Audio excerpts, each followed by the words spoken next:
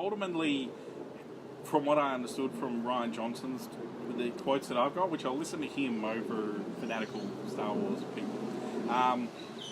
Like a lot of the stuff he goes, I got told I could write within these boundaries, and he wrote this story, but the third story is written. The third film? Yeah, this is the impression I got from his quotes, saying like the fact that he got told he could do whatever he liked with Rey's parents. Yeah. Because they go, we've already sorted out what we're doing with her. You can do what you like. All right.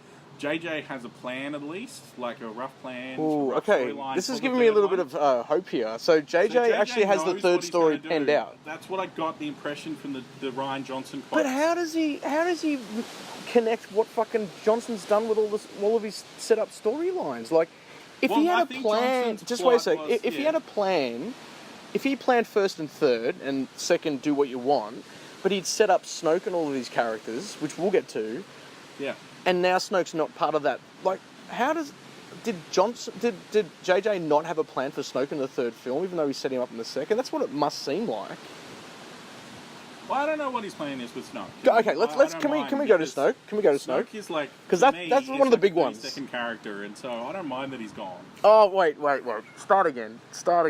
Tell us. Give us your opening slather on Snoke. Snoke. Were you surprised? Yes. Did you feel like a momentary feeling of, wait, who is this guy in the middle of all that happening?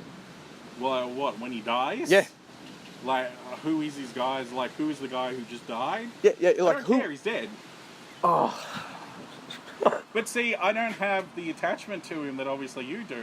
Because he's like a projector in the first one, going, crush the Rebel Alliance. And now he's in this one, and again, he's crushed the Rebel Alliance forever. And he's manipulating Kylo, which is cool. And Kylo's worked out a way to manipulate him, which is cool. Oh, well, one more. Put a pin in that. How? How did he do that? Okay. Because... No, put a pin in that. Go back to Snoke. He was going to activate a lightsaber, but Kylo hid the fact of which lightsaber he was going to activate. So he kept in his head that he was going to activate a lightsaber. And so... If the lightsaber was already placed facing... And there's no reason why Snoke would be stupid enough to put it down like that. But the fact that he turned it first... Yes. That's the point of contention that most people have had. I'm just more pissed off the fact that he died than how he died. But... Because I thought it was a really cool shot when you see him get sawn in half and then her hand reaches up. That's my favourite shot of the film. But... How did he not know that... As powerful as he can, and to know Kylo Ren, like he said he could, and manipulate his mind, how did he not notice the turning of the Force used right next to him if he's that powerful? We've seen super powerful characters that are arrogantly believing they're going to win. So we're basically going... So people saying that this is different from the old Star Wars, like it's completely different from fucking Empire Strikes Back and Jedi. Well, this is an example of where I think it's exactly the same, and that's shit. That's when you say, okay, the decisions they did keep in the end of the day, especially about that scene and what happens afterwards, is gone straight back to cliche territory. A villain who's too confident to see, like a Bond villain, basically a James Bond villain. And I don't think that's good enough. These days, when you talk about humour being kind of moderated, and you talk about, getting with the times, and yet these same bullshit tropes keep staying while other ones don't. I don't think he was in there long enough or even actually had enough to develop into a character that I go, oh, I'm going to miss him. Because I'm not. But you don't, because I don't either. I don't miss him because he's a nobody. Whereas, make him someone. You've got an opportunity for a character in a Star Wars universe to exist with an interesting backstory. You don't have to fucking make him The Emperor Returns or Darth Plagueis or whatever. But just make it interesting. Subverting expectations is that you expected him to become an Emperor-like figure and, have his Darth Vader and lead his way. And then they've gone, fuck all that. Yeah, exactly. Fuck all that is the problem. We're going to do what we want. Yeah, that's the problem. You've got to market. You've got to service the fans. I don't care. You make a piece of art, fine. But we're talking about a franchise movie. Service their fans in a lot of respects, in a specifically negative way. Like in a respect to the original series, and finishing off Luke Skywalker's storyline really well. No. I think they've done that really well. No. And he's a coward. He's a coward. He's a coward? We'll get to that. We'll get to that. Oh, the gloves are starting to come off. Let's just finish on Snoke for a second, because Rian Johnson said, he's just the big baddie. He doesn't have any importance. He's there to set up Kylo Ren. Yeah. He compares him to Palpatine in Empire Strikes Back. He's a hologram who appears. He's got no backstory. No one asked who he was. He was just accepted that he's the big bad. However, they take his character and they develop it into the great Emperor that we know in the next film. J.J. Abrams did that in Force Awakens. Hologram figure, who is this guy? And the narrative expectation of audiences for Star Wars is that if something's there, if there's a gun shown in the film, like Alfred Hitchcock said, if you have a loaded gun in the film, you want it to go off. And if you're going to subvert expectations in the negative way, where we're going to rob you of potential and subvert in that direction, rather than subvert in a way that is, A, original, and B, positive, in that you do establish something with him, but you do it in a way that's unexpected. And there's ways to do that. That, to me, is, again, another example of Rian Johnson subverting expectations to the left.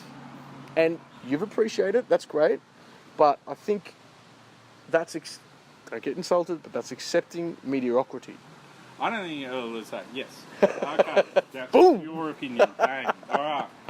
No, I don't believe that at all. I think it's opening space for new storylines. Kylo Ren to step up and be the Darth Vader instead of the Emperor. I think he's allowing space for other characters to step up. He's going to be the Emperor. No, I'm saying to the Darth Vader character to step forward rather than the Emperor character. Yeah. I think all the way through the film he's had to accept the fact that there's going to be a huge degree of expectation on him. Mm. And you talking about Rian Johnson? Rian Johnson, about this is the way we want the story to go. Mm. And sometimes he's gone down that path and gone, traditional Star Wars. And other ones he's gone, no. Mm. I'm going to take your expectations and subvert them. And I'm going to go in a different way. All right, okay. What about, we're heading towards an end, and I'm wondering if you've got any questions. But just quickly, just quickly, post storyline with Haldo and Leia. Oh, what do you think of Leia? The super Leia, people are calling it. The super Leia. That's probably an area where I go with it. I'm not super happy about it, but I'm also not. Grrr, Leia can't survive because she's fucking Leia Organa. I accepted the fact that she's had training, obviously. Yeah. And it's not as though, about the only way I can go okay is because she walks away and goes straight into a coma. Yeah. It wasn't something that she just goes, yep, I'm done. Now we go on to the next problem. She's fucked up by it. Yeah. And that's fine. Yeah. I go, okay. Do you think she should have been the one who actually did the suicide run? Why establish a new leader when the old one's on death's door, and then go, let's kill the new leader, or new leader's going to be the one who does the suicide run? It seems stupid. It seems random, and it seems like a shoehorn to make Holdo a character we care about in the instant that she disappears. Speaking of characters you don't care about. Yeah. Why didn't Leia go that way? Well, I think because of simple necessity. Who's the most important character if you're going to continue the Rebel Alliance? But she's second in command, and she's Leia's. She's not the head, and she's not freaking the princess either. But there's a chance for the princess to go out as a martyr and draw, because no one ended up coming to help them, which was another big fucking surprise to me. It's like, what? No one, who the fuck are these people? Where are all these other armies in the galaxy that are pissed off at? Yes, but you got to keep in mind that the planets of the New Republic, who were probably a major part of the Resistance, or supporting the Resistance, got wiped out in the first one. 7 or 8 planets got wiped out. But they're all in the same, they're all in the same kind of rotation. It was just that one shot. What happened? The universe is a big place. Where are all these others? It's a big place to get people to come immediately to help you. Even if they received it, you might not actually get a response for a while. In time. They were setting it up that the Rebel Alliance is at the really end of its tether. Yeah. It's been fighting for a while. The people, their supporters, have been wiped out by the New Order. And so there really isn't a lot left. So literally asking for help was one of their last little efforts.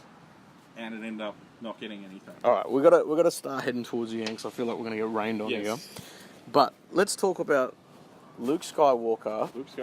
Deciding in a moment, even if it's a split second, to kill his nephew, and the whole Luke Skywalker legacy character from the previous films right up to the end of this one, hinging on something that seems to me so, and this is my ultimate stickler with this film, that seems ultimately to be, in a moment where he's on top of the world, he's a teacher, he's won, he's learnt his lessons, he's resurrected, he saved his father, he defeated the Empire, and he's a hero. Why? Why in that moment where he only sees a vision, after learning his lesson from Yoda, does he decide in a moment to fucking kill his best friend and his sister's son? Please tell me, how does that ring true to you with Luke Skywalker's character? Well, for one thing, it's a split second. We all have split second moments where we go, is this the right decision? No. 2, he saw evil in him. He sees evil in Darth Vader the whole time. He sees good in him. No, he sees good in him. Yeah, but the evil is there, but it's obvious. He sees good in him. He sees this evil inside him, and for a moment goes, if I snuff this guy out, I'm not going to have another Darth Vader on my hands. Oh, nah. I don't have that's the not issues with it. No, because that's we not all make mistakes. And that not was his Luke mistake. Skywalker. And the thing is, what, he's not? Well, he is. He is.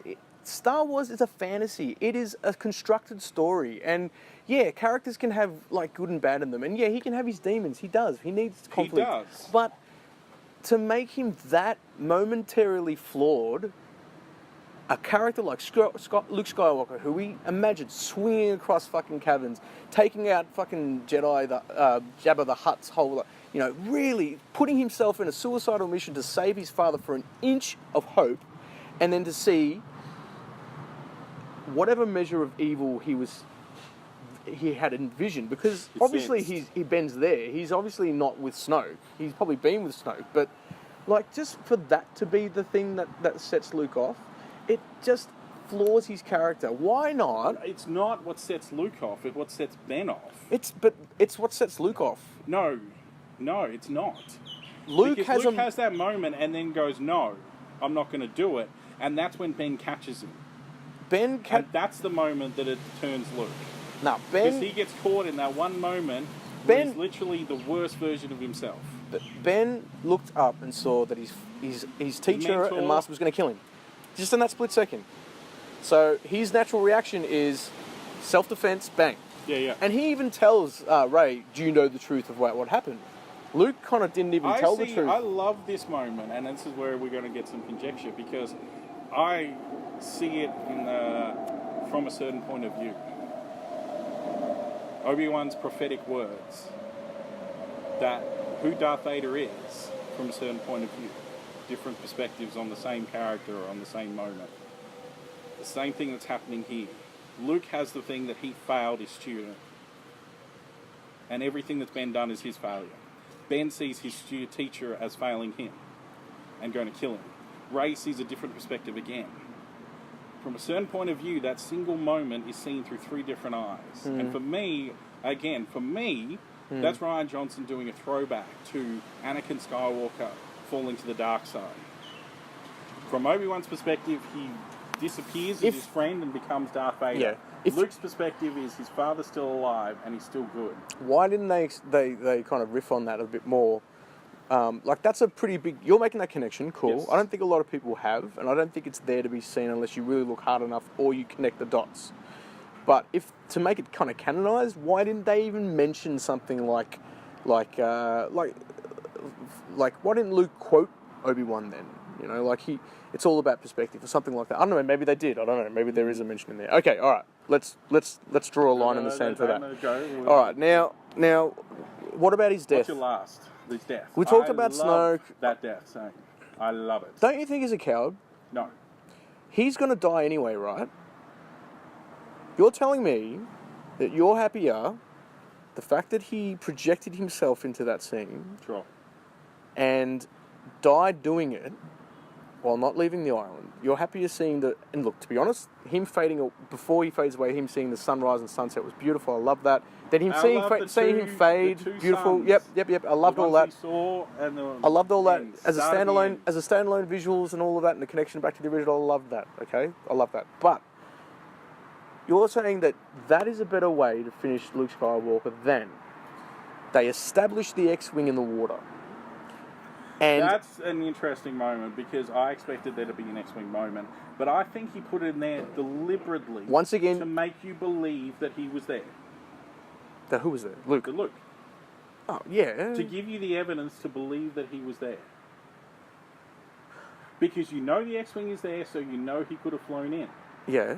But you never see him fly in. No. And so that's like a little cheeky kind of clue that he's been projected. I wouldn't call it a cheeky clue. I would call it a clue to make a logical connection about why he's there. Again, you'd rather that than have that moment where Luke Skywalker lifts the fucking thing out of the water in a reference, and yeah, it is fan service, but a fucking good one, back to the original where Yoda did it, gets in the fucking X-wing, goes there, faces all of these fucking AT-ATs, stops them from fucking blasting him.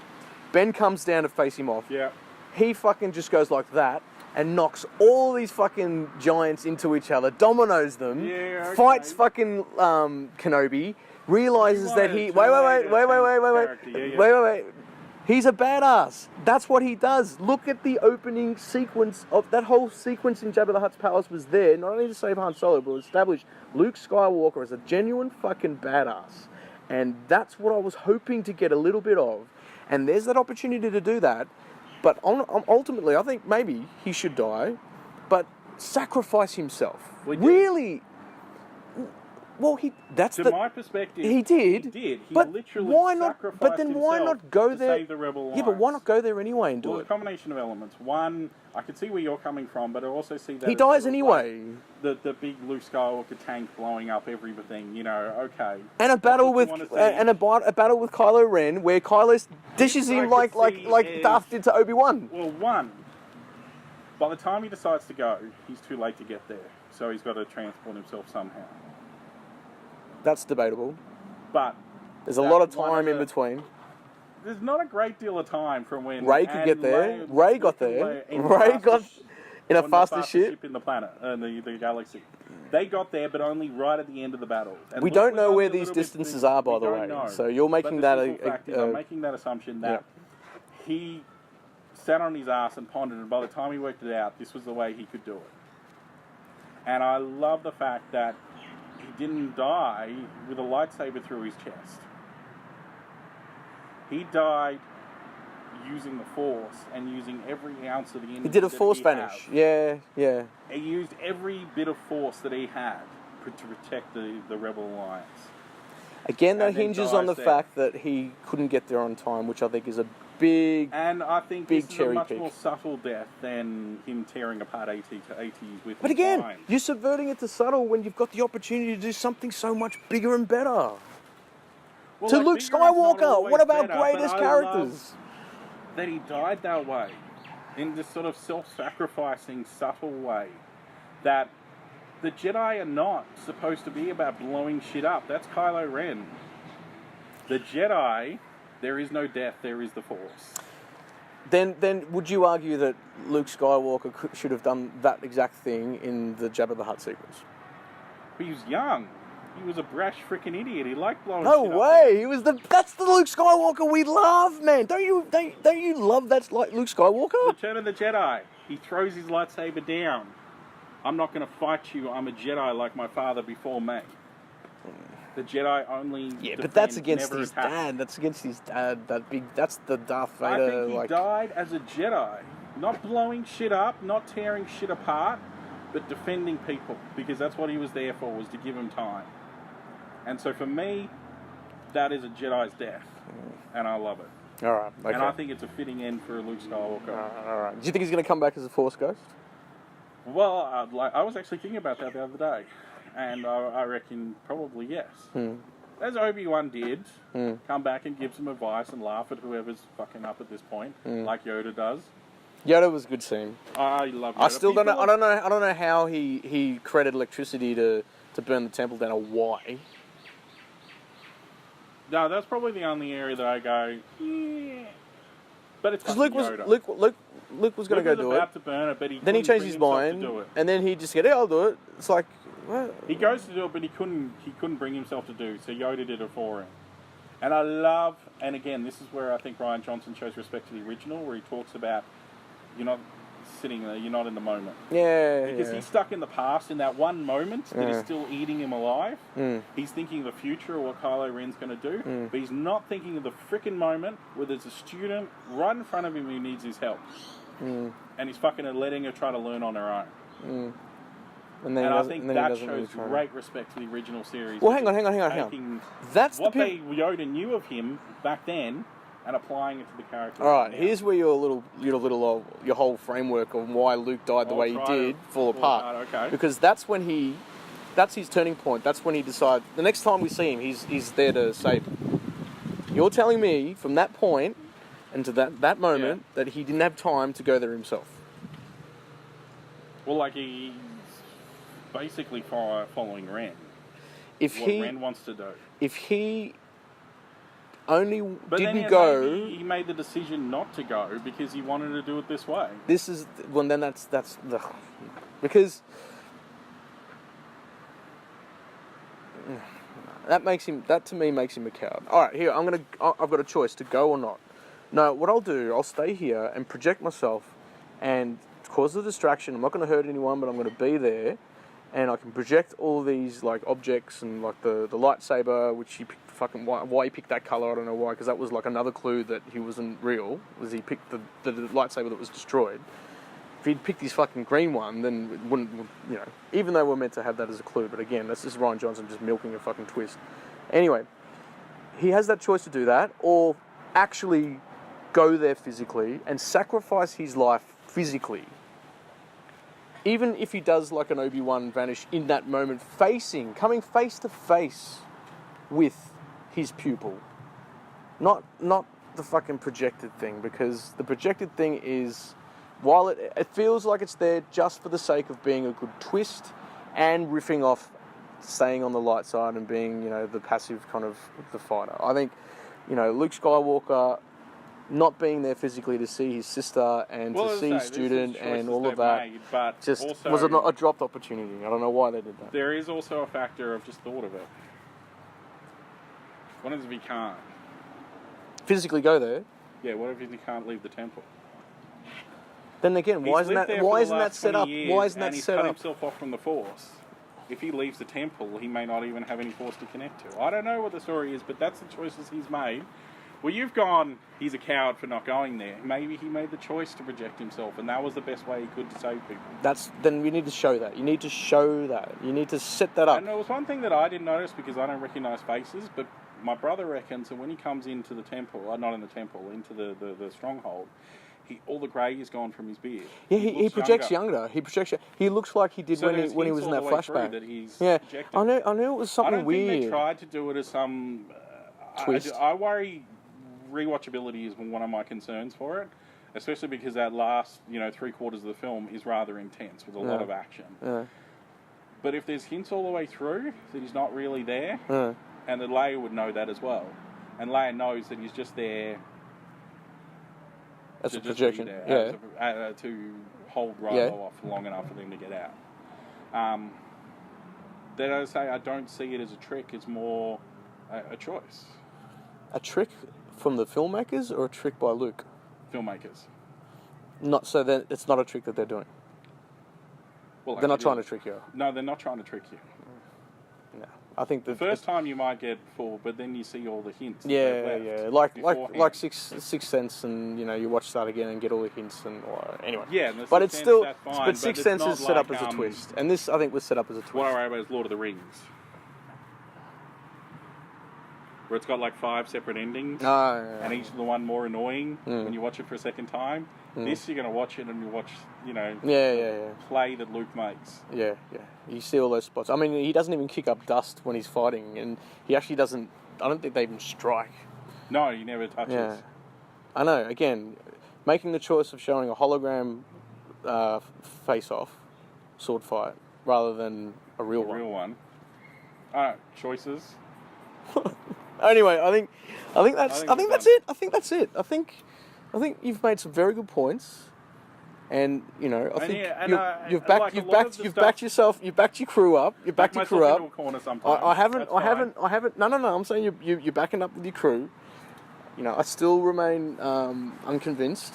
And the other way around, and I think that's the beauty of discourse. You know, we're finding the beauty in the dissonance here. But there's stuff that we do agree on, like the Benicio del Toro introduction, that we were a bit iffy about what was going on there. We enjoyed the war aspects. We both enjoyed that. I think some of the visuals were amazing. Well, you said you'll bring it back with the girl saves. Finn. From the machine. Yeah. And she goes, protect what you love, don't destroy what you hate. So she's going against all the fucking holders or whatever her name is sacrifice that she makes. She's going against what Luke did. He sacrificed himself. So basically, I don't know, like what destroying a weapon is. Her words were shithouse. It's going to blow a hole in a wall. So why not make the sacrifice? The beginning of the Rebel Alliance. When they blow up the Dreadnought is targeting the capital ship and is going to blow it up. They are protecting the ones they love, not destroying what they hate. But Finn was going to do that. He was going to protect the ones he loves. It was going to blow up a wall, which is exactly what it did. Blow up a wall? No. Well, he was going to stop it from blowing up the wall to protect. He was going to blow up a wall. That was all it was going to do, and he was going to sacrifice his life for that. The Dreadnought was going to blow up a ship with the last of the Rebel Alliance. The wall was the last thing separating the last of the resistance, the people he loves. When the wall got destroyed. I don't know about that. Anyway, all right, okay. Agree on that one. So we're going to have to wait a few more years till we see the story roll out. Yes, see what they do with the third one. But I think we need to see it again. And what are you doing tonight? Thank you for watching Film Garden. We have pretty much explored every in and out of this film as we can. I think we're nearly an hour in. As much as we can without coming to blows. Yes, I know. It got a bit tense there. But where's our peace pipe? Actually, wait here. I want to see this. Here's our. See, you might not like these because I like them and you don't like what I like. There's more conflict and war conflict in one episode of Battlestar Galactica than there is in the entire movie of The Last Jedi. Yeah. Don't you think?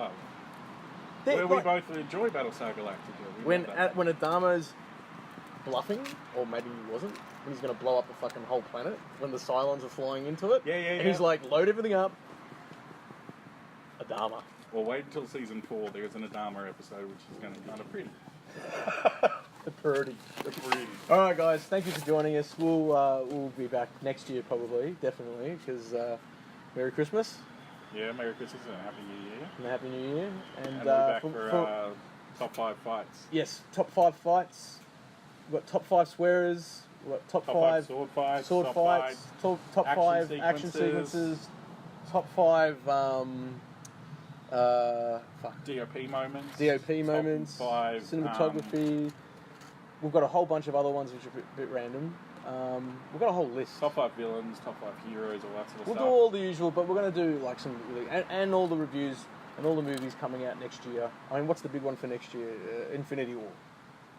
That's going to be one of the big ones. And hopefully, the era of originality will return, and we'll actually be able to talk about movies that are originally awesome that people can reboot in another 50 years' time. Anyway, we should do some reviews on the